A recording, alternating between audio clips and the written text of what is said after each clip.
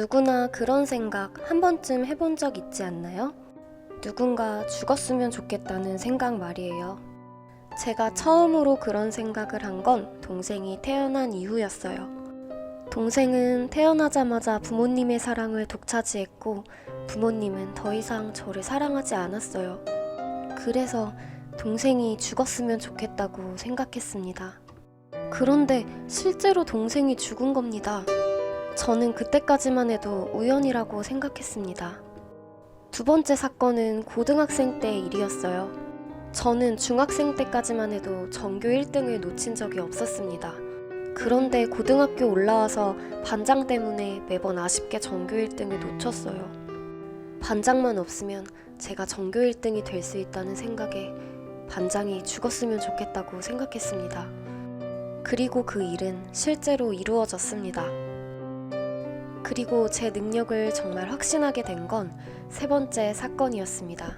저에게는 결혼을 약속한 남자친구가 있었습니다. 누구보다 저를 사랑해주고 절 인정해준 남자였어요. 그런데 이 새끼가 바람을 핀 겁니다. 저는 절대로 남자친구를 용서할 수 없었어요. 둘 다 아주 잔인하게 죽었으면 좋겠다고 생각했습니다. 그리고 그 일 역시 실제로 이루어졌어요. 저는 이 모든 게 절대 우연이 아니라는 걸 확신했습니다. 그날 이후 제 삶은 나락으로 떨어졌습니다. 남자친구에 대한 배신감에 알코올 중독증과 우울증에 시달렸으며 점점 늘어나는 카드 빚에 사채까지 손을 대고 말았습니다. 제 삶은 이제 돌이킬 수가 없었습니다. 그때 한 가지 생각이 머리를 스쳤습니다. 죽었으면 좋겠다고 생각했어요. 그리고 마지막으로 부모님께 메시지를 보냈습니다. 눈물을 흘리며 그렇게 잠이 들었습니다. 다음날 부모님은 교통사고로 돌아가셨고 저는 제 삶을 되찾을 수 있었습니다. 주인공은 누군가 죽기를 진심으로 바라면 실제로 그 사람이 죽게 되는 능력을 갖고 있습니다.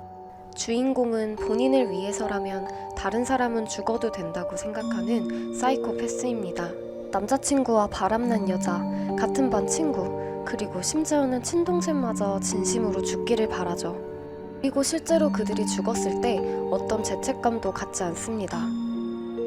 우울증과 사채 더미로 삶을 포기하려던 주인공이 마지막 순간에 죽었으면 좋겠다고 생각한 건 자신이 아닌 부모님이었습니다. 다음날 부모님이 죽을 걸 알고 마지막 남은 죄책감에 눈물을 흘린 것이죠. 주인공은 그렇게 부모님의 사망으로 거액의 보험금을 타게 된 것입니다.